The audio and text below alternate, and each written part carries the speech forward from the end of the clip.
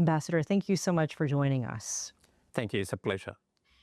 You mentioned tourism. We know that tourism, fishing, such a big part of your country's economy. But let's talk about climate change in relation to that and biodiversity loss. What have you seen over the years in terms of how climate has shaped your biodiversity and how your country is trying to protect that? The Maldives is such an what is sometimes called the exotic tourist destination. Is exotic because of its biodiversity, and climate change threatens biodiversity in a big way, and we recognize that. We have been recognizing that for a long time. The Maldives hosted the first ever small states conference on sea level rise in the Maldives way back in 1989. And in that conference, we called on the global community to help the Maldives and other small island developing states to protect their biodiversity, to take immediate measures to reduce carbon emissions and help countries to build resilience. Resilience is the common challenge that every country is facing. When a country is wealthier and economically more powerful, they are able to set aside large amount of money to build their resilience. When a country is economically weaker and their economy is smaller, like the Maldives, the amount of funds that we have to set aside on building resilience is far greater. And that's the reason why the Maldives has been advocating for building resilience, building adaptation, and enabling more on mitigation too. Your president recently addressed the COP29 climate conference, and I just want to read you this quote. He said, "The environment and ocean are more than resources. They are our cultural identity. Their protection remains our sacred duty." Just want to get your thoughts on what he was really trying to convey to this audience. Well, for Maldivians, as the president very rightly said, the ocean is part of our culture. The Maldives comprises 1,200 islands, and out of which 187 islands where people actually live.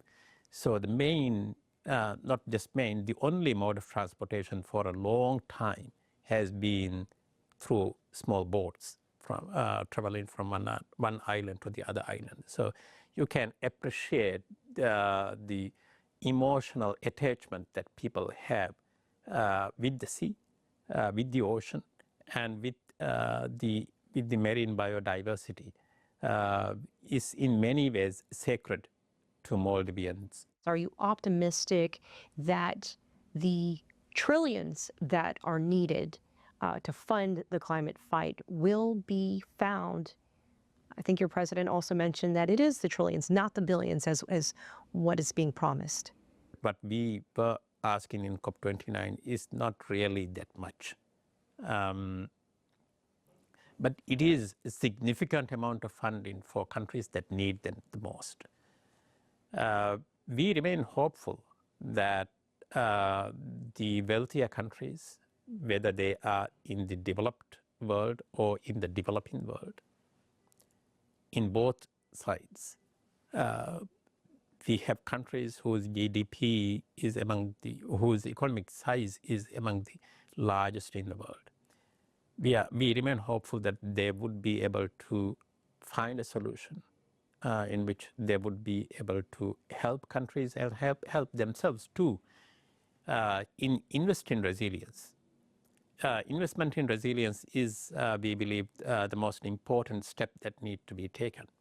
The Indian Ocean tsunami was the first large-scale disaster in modern history your country has experienced. So if you can, talk to us about some of the lessons learned in the aftermath. During the immediate recovery period, there was hardly any mention of the word resilience.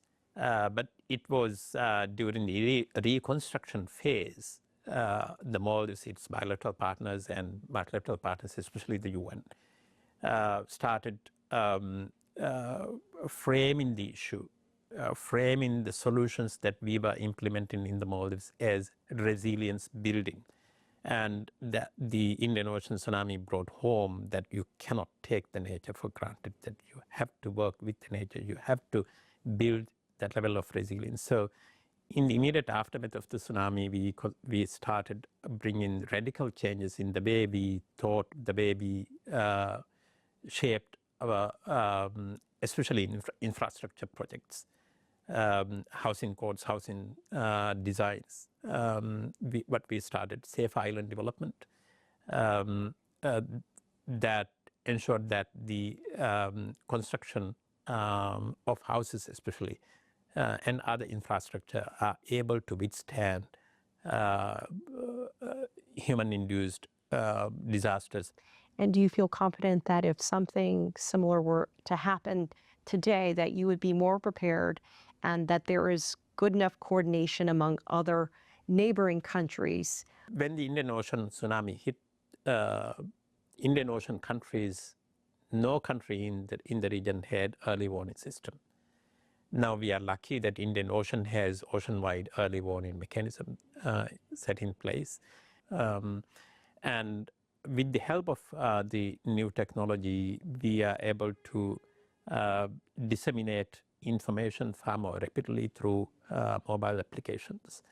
And with the help of early warning, early information, we hope that we would be able to minimize the damage to infrastructure, minimize, hopefully prevent any loss of life, and also educate the public on how you can actually react to the event of a disaster happening in the scale such as the tsunami.